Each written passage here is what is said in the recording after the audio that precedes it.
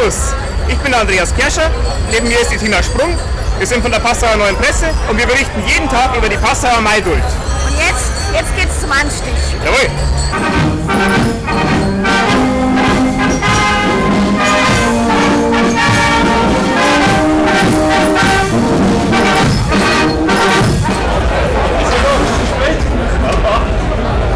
Fangen wir an? Ja. Also, alles was besser ist als wir eigentlich gut.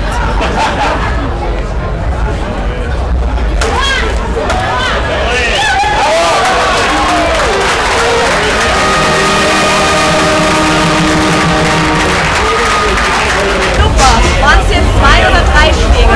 Es waren die üblichen 3, weil zum Schluss immer ein kleiner Sicherheitsschlag sein muss.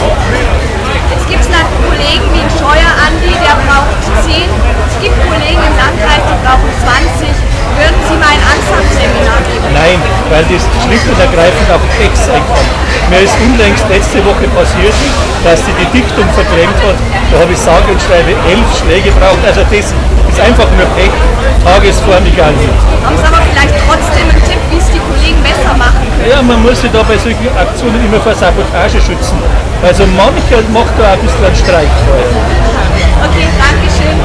Ja. Zum Wohl, also